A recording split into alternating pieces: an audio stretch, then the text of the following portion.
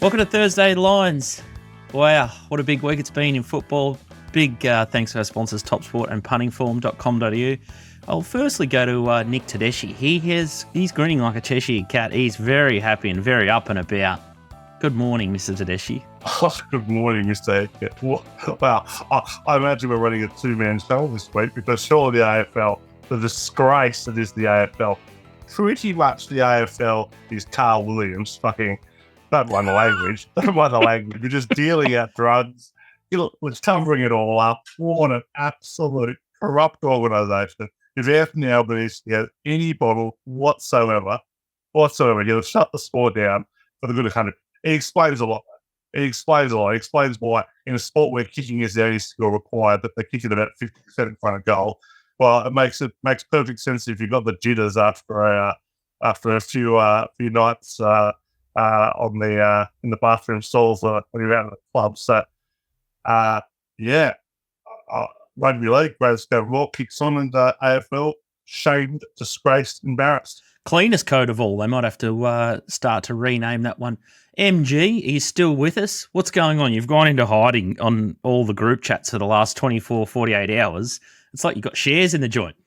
I just don't want to listen to the rubbish Toprope keeps spewing out of his mouth, seriously. I mean, he comes to Melbourne often to go out in the socials, and he knows exactly what goes out there. He keeps coming back and with photos of AFL players, doesn't know who they're AFL players and partying. So, I mean, this thing goes on, and it goes on in his code as well on a weekly basis. It's it's what a mess, Scoot. It's the AFL, they come out, they've sung the wrong tune yesterday, and they'll have to correct it at some stage. But yeah, it's messy, that's for sure. The strange thing from Andrew Dillon, like he must have big hands because he sort of tried to swat it down yesterday at his midday press conference and said it was a handful of players. Well, Andrew, what they're alleging in the Herald Sun and all over News Corp and the press late last night that dropped must be big hands, Andrew Dillon. It's more like 100 players. It's 90 to 100 players if they're sort of counting 5 or 6 players per club. 100 players is a massive sample size across the league, and you'd say that that's pretty rife and pretty widespread. And I think the public have been a little bit misled perhaps here because it sounds like there's a grey area with out of competition testing. So when I hear that, I think, okay, off season. So as soon as the grand final's played or the players go on their mad Mondays and things like that, to me, that's out of competition. So fair enough. They need to blow off steam, whether they go overseas, go wherever. There's no escaping or denying the fact that drugs are everywhere in social scene. And fair enough, if the players want to blow off steam, it's easy to understand that would probably happen in the off-season, and they've got right up until round one or the pre-season games back in late January or February. But it sounds like the AFL has set up like this parachute or this little safety blanket for the players where out of competition, it includes Monday to Fridays. So as long as it's not game day, they're all sweet to sort of self-report, go to the doctor, and then feign an injury or fake an injury or talk to their doctor about why they can't play this week when it's actually a positive swab that they're out for. So they're pulling the wool over the eyes of everyone. And young ratbags, if there's a way to get around this and flaunt this rule, they will find it, and then they'll tell their mates. So the Rat Packs of the world or of their own little footy clubs, they'll flaunt this to suit themselves. So, and this look, they don't need to flaunt it though, Scoot. The way it's set up is they just need to go to their club doctor, self-report, say, found Toprope in Melbourne during the week and went out and partied with him, and I'm in trouble this weekend. And they say, well, just limp around. We'll tell the coach whatever, and you're not playing until next week. They don't need the worst you want to have with Toprope would be a late night cheeseburger from McDonald's. So don't drag Toprope into this. And in all seriousness, though, like take away that I completely agree with Scoot. I have a very liberal view on recreational drug use as an athlete. Like it is what it is. Fact is, there is no league or governing body in the entire world that would orchestrate cover clubs. Absolutely, I have no doubt that clubs in rugby league have done that. Clubs in the AFL have done that. The fact that the AFL is not only condoning it, but setting this up to circumvent the wider code that has allowed them to get this funding. It's is not only utterly disgraceful, it is completely unique. Honestly, I have no idea how any commissioner or executive can keep their job after this. I know Dylan's barely been in the job a second, but how do you keep your job after this? Like you have lorded over a sport to willfully circumvent drug testing in your competition. That's a disgrace. Yeah, and they must have seen it coming as well. Toprope, like it's not. It's almost like Dylan came out for the press conference and didn't practice what he was going to say or had no feedback and said, "How's this going to go over if I toe this line?" Because he's just pulled the wrong rein, and now it's just made it a whole lot worse. It's a bit like, don't want to go over old ground too much, but when the Essendon, got the heads up from the AFL to say, "Listen, you're being caught out, take your medicine, you'll be back in 6 months, it'll wash over." So Cronulla at the same stage did, and then I think they won the flag the next year. Is that not correct, Toprope? Top of the bailout, but they did win pretty soon after with essentially the same squad. Yeah, whereas Essendon decided to take on the AFL, and they're still paying for it today, and that's where it lies. So the AFL's now marched out, and he's pulled the wrong rein, and now he's going to, the problem's not just the drug code and condoning it anymore. Now it's like, how does the AFL do this? And as you said, Toprope, like who's going to take the fall for this? Because they've got to be responsible to not only their fans, the players that their parents send their clubs, that allow their boys to go and play at these clubs, but also the shareholders in the game. And everybody, I know we're very much a betting focused podcast, but they're taking money from betting agencies. They're taking money from wagering, so they can take whatever high and mighty stand the AFL wants to, and they often do. The fact is, they take plenty of money from every bookmaker in Australia as part of the product fees, and they're allowing people to bet on something and players to withdraw game day on a fake injury. But because they've gone out and done a couple of ones done before. This will be as big as the Essendon saga, if not bigger. But it's going to have wide-ranging ramifications, not just for the AFL, but for Australian sport, I would have thought. But in no way can anyone at the AFL keep their job over this. I honestly, I like to wind you up, MG, and like to wind up the AFL. But in all seriousness, this is drug use in the NFL rampant. Performance. You would not have got these in East Germany in the late 1980s. It's that abhorrent. And like you say, I've even really kind of factored in the you're sending your kids to these clubs kind of angle of it as well. Just in terms of a pure, product that you're putting on the field, the AFL is tainted. The AFL is completely tainted. It is clearly rife. The drug use itself doesn't even bother me that much. It is the corruption that's going on. Is the bigger issue for me. Like you mentioned something earlier, like to me, with Watergate, the crime was the issue, but it was the cover-up that was the big problem. And the cover-up's already gone. So it started with the AFL. It's been going on for a long time. And now it's all starting to come out thanks to Andrew Wilkie. And you're not putting the toothpaste back in the tube on this one. No, and I think I think you have to consider a bigger issue than the Essendon saga for sure, because it now includes all 18 teams in the competition. Mm. So it has to be. And Scooty, I know we're partial to a better time, but if Dylan comes out and wants to say it's only a handful, I'm betting the overs. And what's come out this morning and saying it's 90 to 100, I'm still betting the overs. Toprope's looking where to get on as well. It's much higher. It's like the gambling when they come out with that every couple of years and they say, oh yeah, it's only a small percentage of players that gamble. Well, that's not true. I mean, the amount of players that go to the races alone, what are they going to the races for? To watch the races, have a bet. Similar to a few light from what I'm taking from the last 24 hours. Well, that's right. I mean, how many people go to the races and don't either bet, drink, or do extracurricular? Like, it's just, it's disrespectful to the public. And yeah, there's going to be massive fallout for this for sure. The other thing is they absolutely hung Essendon out to dry. So, you'd be the Essendon supporters must be pulling their hair out at the moment. And then Willie Rioli, Ginnivan, and there's been the guy up at GWS too. The Melbourne guy, Smith.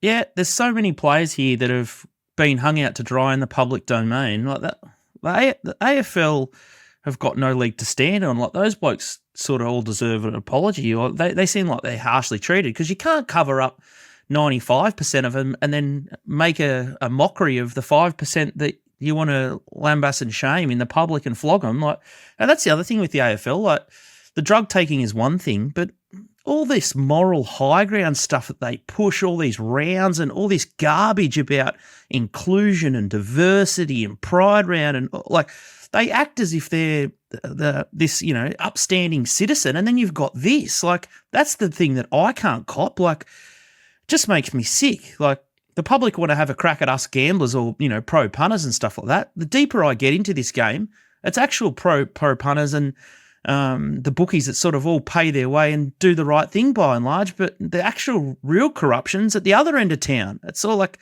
it's just unbelievable. It's the thing that drives me nuts the most about the AFL in terms of it's that high moral superiority. We are better than everyone else.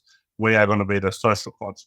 It has been rife with corruption for, I imagine, it's forever and a day, but at least I've been really paying any attention to it. And that is one of the major between the AFL and the NRL. The NRL never preaches to be anything bigger than it is. It's an organisation that runs a sport. That's what the AFL is. And seemingly, they're not even doing that particularly well because they're clearly one of the most corrupt sporting organisations in the world. I think they've also lost focus in what this is about. And at the end of the day, they can protect the AFL, they can protect the clubs and the players. But at the end of the day, if you're a professional athlete that sign a contract to play AFL, it's on you as a player. If you want to play AFL and get paid the money and live the lifestyle and what you want to do, for that period of time that you are a professional AFL player, you do not do drugs or have it in your system. Yeah. And that's it. And you should get tested on a weekly basis. Every player should get tested every week because what other competition allows this to go on? And if you get caught, then you do your time. If you don't want to play AFL and you want to do drugs and you're a 25-year-old kid and whatever else, go and get another job. And that doesn't hold for professional footballers of any kind either. Like, if you work in the mines, you get drug tested every week. Yeah. And if there's no second chances, there's no cover-ups. If you've got it in your system, you're out. You walk. You can't. There's plenty of jobs where you're not getting paid the same amount of money as the professional AFL player. Yeah. To do that. So I've got very little sympathy on that front if you get caught. And yeah, and the thing that really annoys me about this is that you just know that the players that get protected, the star players, and the players who will be hanging out will be the ones who will contribute less on the field. And I understand that's how sport works and all that, but the thing that just gets to me, I cannot believe that an organisation, a governing body that governs a sport, would be in on this. I would say there'll be clubs in every sport, from the English Premier League to the NFL, probably even the NRL, where clubs are trying to get someone they know who's taking drugs through it. But none of those sporting organisations would be a part of it, and it would be as systemic as it is now. So, big time. I know I joked about, do you shut the AFL down? Obviously, it's not going to be shut down, but there has to there's going to be serious ramifications where there could be a lot of players out there very soon. There could be a lot of executives gone from the AFL very, very soon.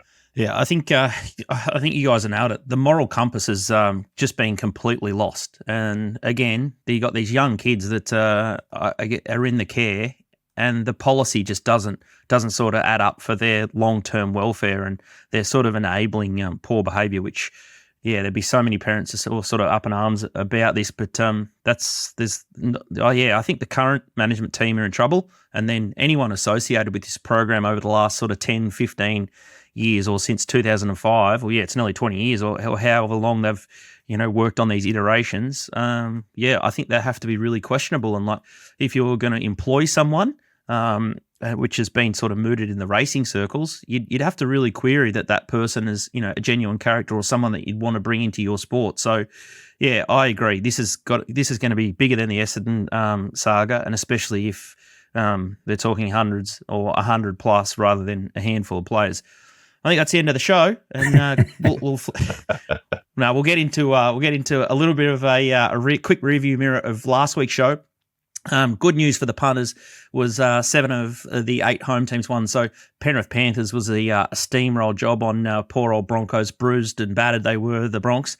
So, yeah, Reece Walsh was looking sick and sorry. The Roosters just smashed the hapless Rabbitohs, and Benji Marshall steered the ship into victory there. But the Dragons, top rope, we've got to talk about it. You were chips in, but they started like a shot out of a gun, but... wow, they got a bit too far ahead of themselves. 18-4, they put the ball over the line. Plus, how good is it? How good is life? It wasn't even by the second half. They were trailing. They were down at half time. Oh, it was absolutely sickening. So, one of the worst games I've had to endure. 46-24, it wasn't even close. They didn't even get it. The balls were on the end. So, it was, incredibly disappointing. But fun little fact, we'll be going back to the well again this week on the Dragons plus 8.5. So probably a little more lively than last week. But they really are a very poor team. Jack Bird has to be the laziest, absolute, like, for a guy with a mouth like his, maybe run and make a tackle every now and then. He got found out from about 4 tries. If he's playing South this week and my God, he's got to get dropped. He is knocking off someone or has photos of someone else if he's keeping his job. He's awful.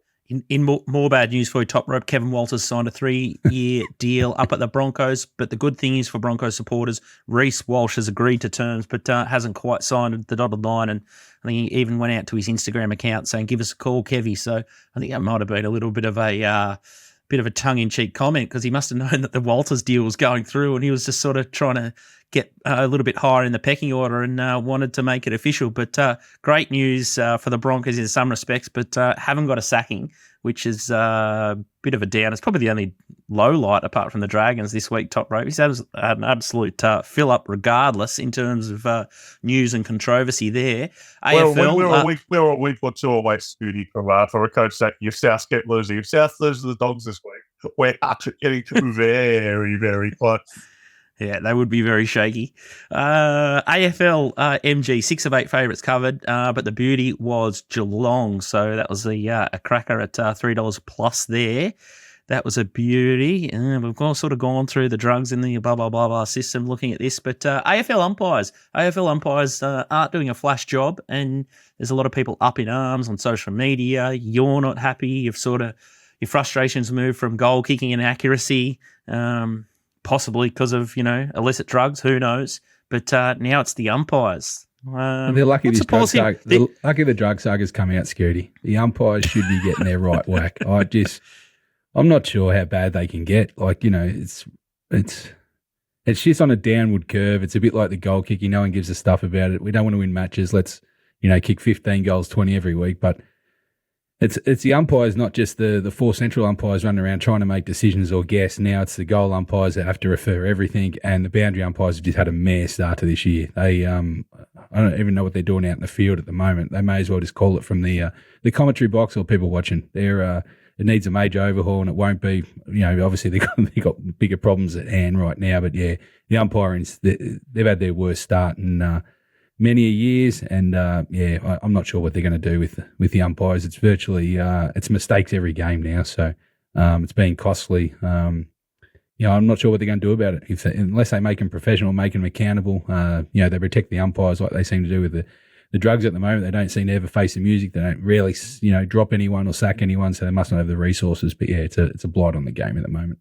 Yeah, and this has been a long time coming. We've been speaking about it for a really long time, and the fabric of the game is just getting slowly just eroded. And the Peter Wright decision is just another howler. Like, fair enough, cop 1 or 2 weeks, but 4 weeks for 2 players going for the ball and one turns at the last minute to protect himself. Like, it's funny, like in the week that sort of the news has popped out, it's Wayne Carey, the voice of reason, who, last seen at the casino dropping a little bag of anti-inflammatory powder out of his pocket or whatever it was. But it's bloody shambles when he's the voice of reason, and now he's put himself on a 4-week ban. He said that he'd match Peter Wright's suspension, and he's going to go watch rugby league for 4 weeks. So Welcome might in, see Wayne. Welcome in, Wayne. Oh, the King Gary. We've already got a kick over here, but we can find you some lower level royalty to come watch the game. So you don't have to be Einstein, or if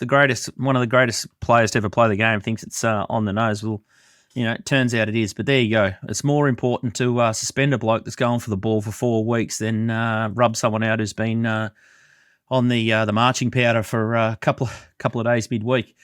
AFL Premiership prices is what we're going to have a look at now. And, the New South Wales boys have got a stranglehold of this. Can't wait for round 8, I think it is. GWS versus Swans. They hit the market at $5. The D's $8. I'm tipping that's going to be express out given this controversy. There'll be a lot of pressure down there now. Carlton, $8.50. Brisbane, $9. Port Adelaide.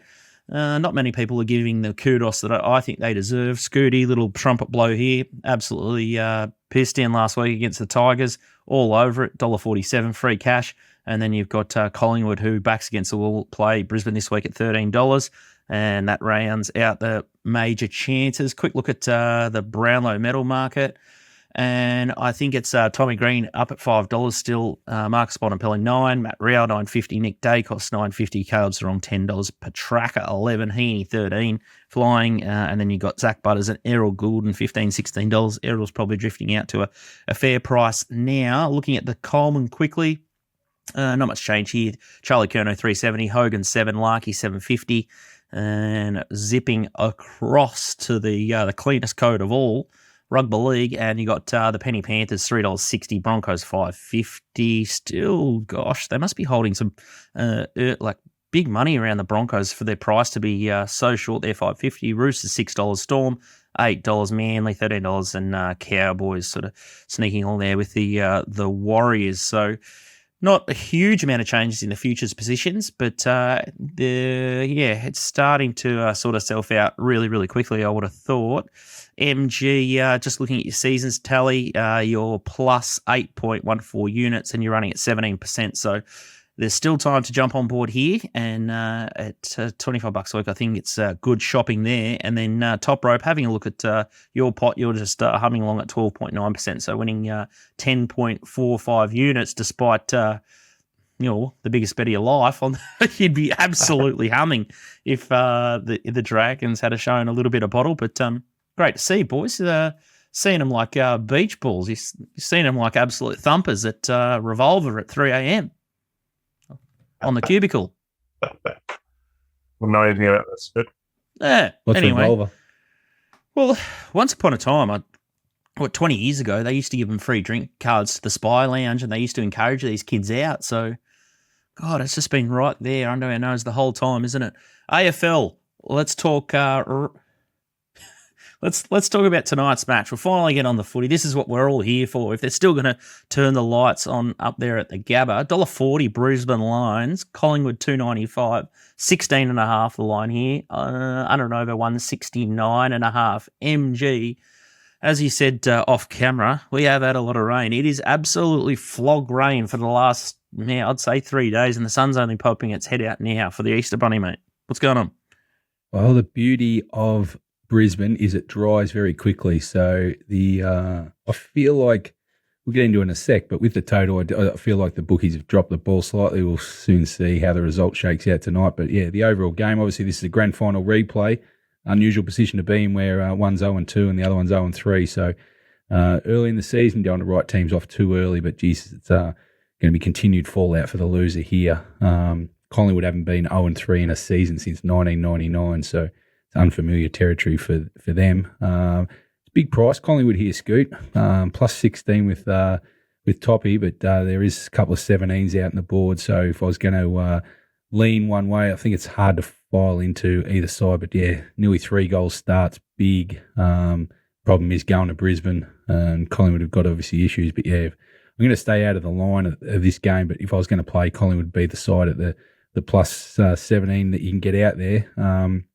On the total, definitely was forecast for rain. As you said, the boats have been out during the week, and even watching the practice yesterday for Brisbane, absolutely teeming down. But yeah, I've got it on good authority that it's stopped now. Scoot, it's drying out. It'll be drying as bone tonight, and I think it's a bit of a free play on the over. They left it at Left it at 64 for a long time.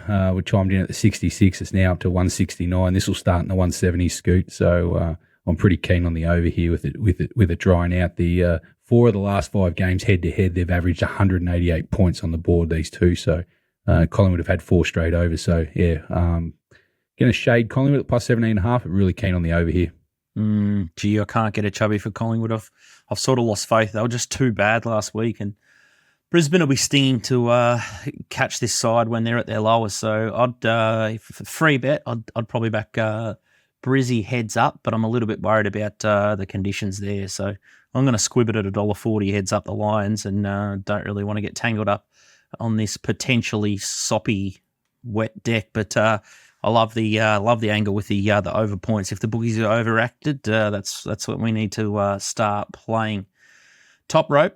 Let's look at the first match here, and it's an absolute cracker tonight. We've got Sydney Roosters versus the Penrith Panthers. Wow, Roosters $1.53, $2.50 Penrith Panthers. Line 4.5, 39.5. Obviously, no Cleary is the reason that the Roosters come up favourite, I assume.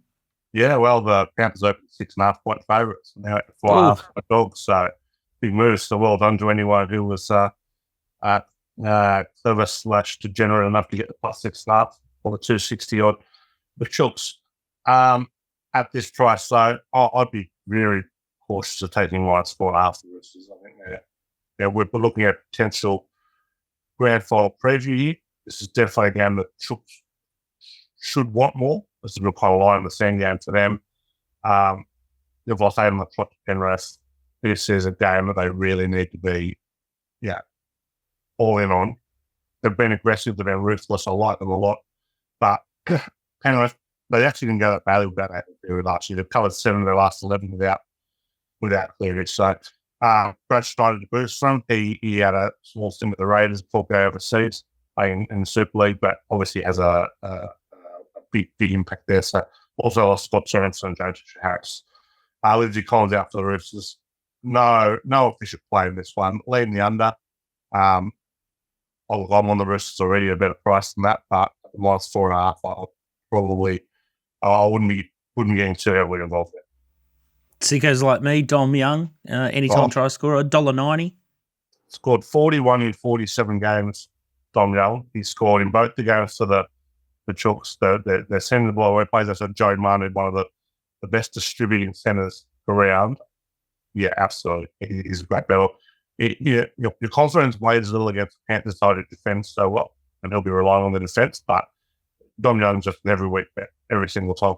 That'll be the sicko play for me. Dom Young to score at around the $1.90 mark with Top Sport. Let's have a look at Friday night footy over in the West, and it's the Dockers and the Adelaide Crows. You've got Fremantle 153, 245 the Crows, 10.5 the line there. Mug hat on. I want to be on the Dockers. MG, talk me in or out. Going with you here, Scoot. Friday night clash. The 2-0 Dockers against the 0-2 Crows. I've been opposing the Crows if you watched from the pre-season. And also if you got the futures, we were keen to lay Adelaide at the price. They started $14 for the premiership this year.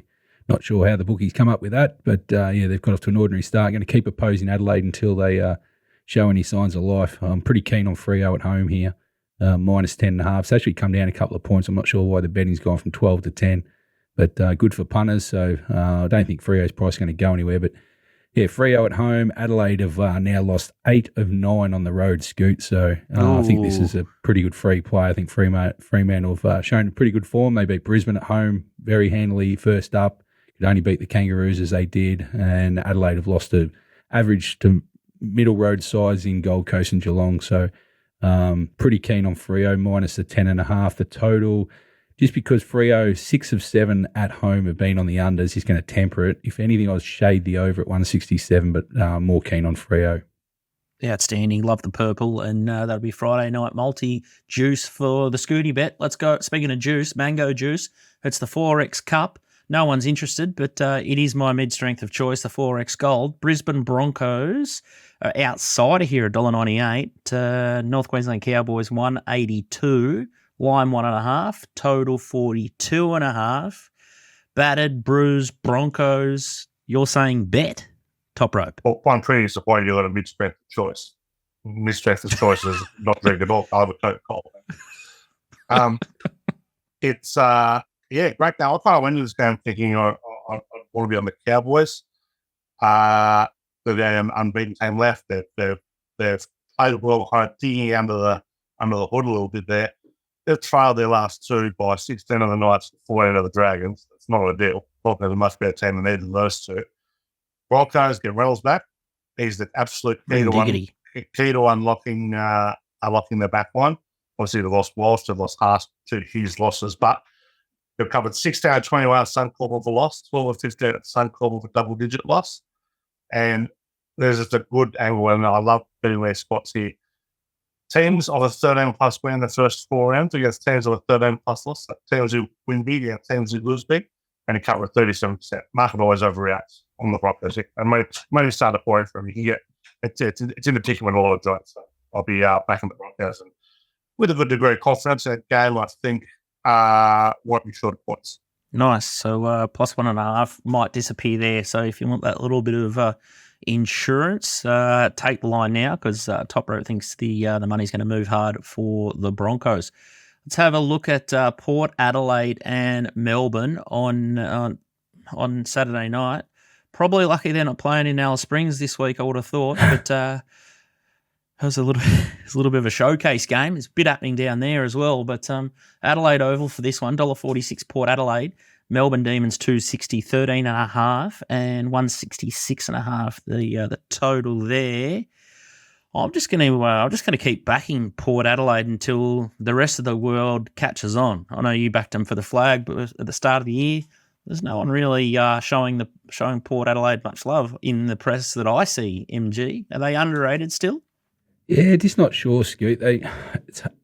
You get a better line after this weekend, I think. Beating West Coast and then beating Richmond's nothing really to hang your hat on to bottom 4 sides. So you can only beat who you can play. But, at home this week against a potential top 4 side in Melbourne, this is match of the round for sure. Warm up for gather round next week. The only thing I'd temper on is Port's off a 6-day break. Melbourne get the 7. Yeah, I think the market's got this pretty much spot on, so I really couldn't find a play. If anything, I was probably going to shade Melbourne. Just not sure where they're at either. They got pummeled by Sydney, if you remember the opening round. Then they've come out, good win over the Bulldogs, who showed something last week, and then beat Hawthorn, which are a bit of a rabble at the moment. So I'm not sure where either side are. So it probably comes at a good time to test both the sides, and the winner will get clear indication. But just at the price, if I was going to have a play, it'd be shading Melbourne, but not a great deal of confidence. I think the total's pretty much spot on as well. So key outs for Melbourne. Obviously, May's going to come out with the ribs, so that's going to hurt him against Port's triple threat. So that's going to be a problem for Melbourne. And Horne-Francis still out for Port Adelaide.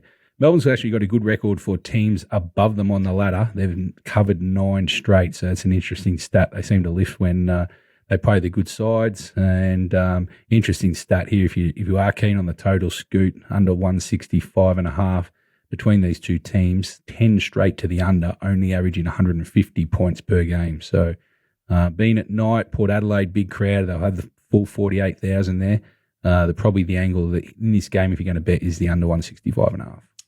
No May, no play for me with Melbourne. I'm going to take a little sicko multi. Brisbane Lions, Dockers, Port Adelaide. That's $3. I'm going to hold on to my my nutsack on Saturday night, but should be smooth sailing. I think they're one of the safer legs indeed. But a couple of sneaky little injuries there for Melbourne.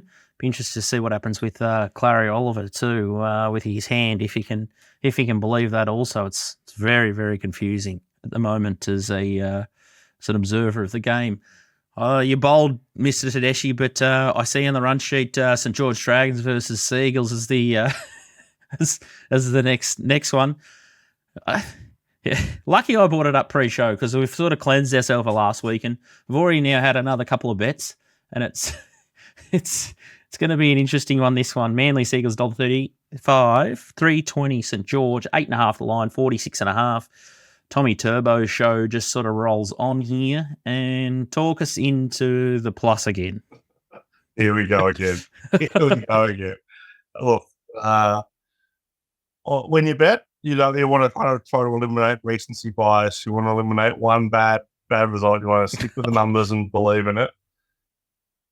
I'm biting down on the bit and hoping for the best here for the next for the couple of hours. But home dogs 4 or more first 4 rounds cover 65%. I've said that maybe 9,000 times on this show over the years. But home dogs of 8 or more, often seen 46 plus, that cover at 77% over the last 16 seasons. So that's a great angle to play here. So Dragons have covered 11 of the last 15 or more of them. The 9-2 all time against the Mad Ass Eagles up in Wollongong.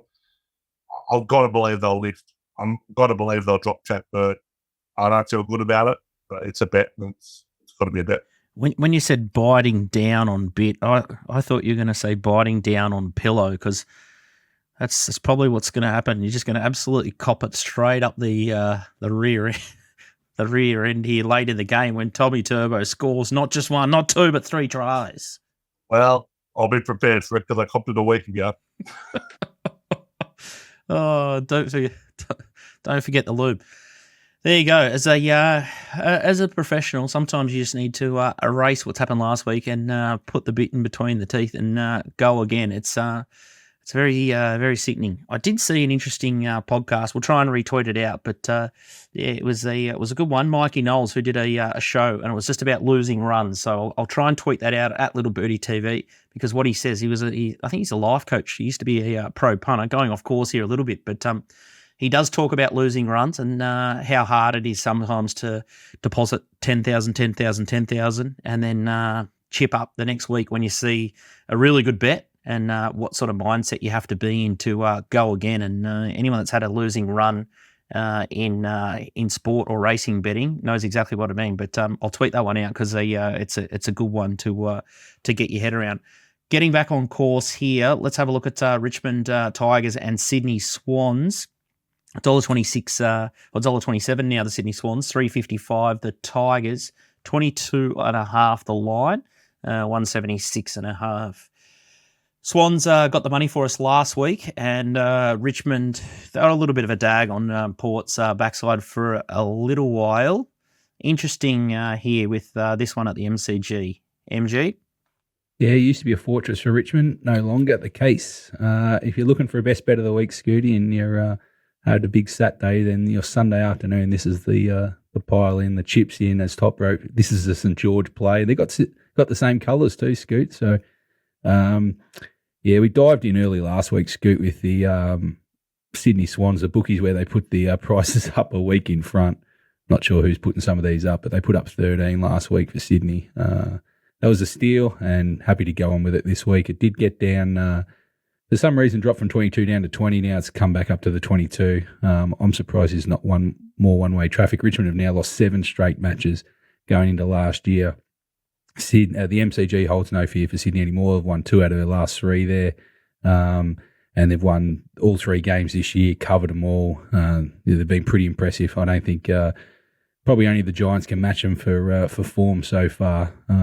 Like I said, I thought last week with Sydney being a mismatched asset, and I think this is equally the same. So similar pricing. I think Sydney have got Richmond covered by plenty. Richmond might hang around for a few quarters, but yeah, I think Sydney will just run rampant over the Tigers. And it's a double play in this game, Scoot, because the total's too low. I can't believe it started as low as it did, 173. This total, I'd be surprised if it doesn't shake 180 by the tip-off. So we dived in, 173, now 176. I think there's 177s on the board. As I said, 180 will be the closing price at least. 4 straight total games, over 3 of their 4 head-to-head of 188 points per game. So, yeah, pretty keen in two-way fashions. I'll be barracking for Sydney by plenty and plenty of scoring as well. Outstanding. You can just feel the confidence of MG there. So that's why he's running at 17.22% for the season. The AFL Stings are in fine form. All right, $25 in the littlebirdie.live shop. So make sure you check that action out, because there's plenty of meat on the bone that he's sort of left hanging, and he's they even left the Geelong Cats there to smash my Hawks there. So if you want Mark's previews across the full round, make sure you get his package, because he's absolutely humming. Let's have a look at the last game to preview here. Sharks versus Raiders Sunday night. $1.60 Cronulla, and you got Canberra Raiders $2.35, 4.5 the line, and 40.5 the total. Top rope, take us away. Yeah, very, very keen on the Sharks here. Injuries of him hard, so that's a slight concern. Toby Rudolph, probably the biggest absence they'll be facing this week, and that other than Britain, of course, a couple of weeks ago. But Raiders have a dominant record of 1-9 in the last 10, but absolutely love the Sharks here. They have covered 14 of the last 23 at Shark Park, 10 of the last 15 when they're favored by 4 more at the ground. 6 of the last 8 are for double-digit loss. For 20-plus loss. I like this spot for them because it kind of fits in with the Craig Fitzgibbon mold. Like, this is a resilient team that digs in. They were, anyway, so they were humiliated by the Tigers last week. 36 to the Tigers. That doesn't make anyone proud. So, I had a tough week of training this week. Canberra have gone Canberra, Auckland, Canberra, Shire. Not a super fun trip there. So, I am pretty keen on taking the minus here. The money started to come for Canberra, but I will be back in the Sharks with a good big air conference. Top rope, just on this, a little bit of commentary through the week. Leichhardt Oval, Chris Minns is now saying no funding there. I watched the second most unwatchable show, NRL 360, and it's only trumped by AFL 360, which is an abomination, and not many people watch that. So I don't know. I have to have a bit of a look at myself for watching one or both of those shows for any moment of time during the week. But I did catch that. There's a bit of trouble with Leichhardt Oval, and then even mooted that Shark Park might be next on the chopping block. Beyond that, surely not. What's your read on all this? So, a couple of things here. One of the great advantages the NRL has over the AFL is its ability to kind of play within the community. AFL is so boring they play each other. I understand why they get huge crowds there. It is what it is.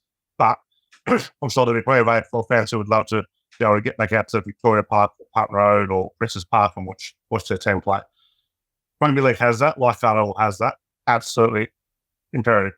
That you still play games there. But it's not the state government or the federal government's job to go and fund these grounds to make clubs profitable. And the simple fact is, it is in one of the safest green seats in state government and one of the safest Labor seats and the easy seat of Cronulla in federal. Those seats never get any funding. So there is no chance to be funding. It will be funded. I think there is some chance that Peter Vladis will buy Leichhardt Oval on the cheap. Okay.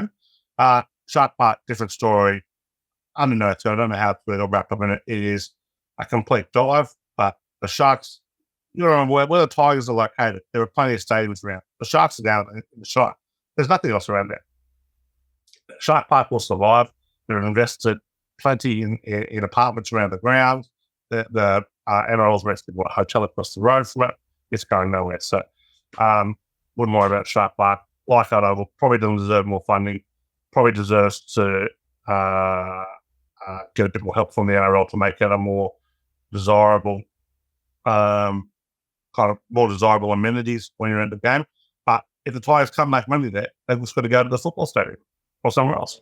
There you go. Nice little wrap up there from Top Rope. So that's probably what's likely to happen there. All right, greatest game of all. You're humming along about 12%, as I said earlier. So $33 a week for your full set, Nick. And third and final warning for the collared shirt. So I gave you a little bit of a spray last week for dressing up too heavily. I took the white off. Just the smart casual one.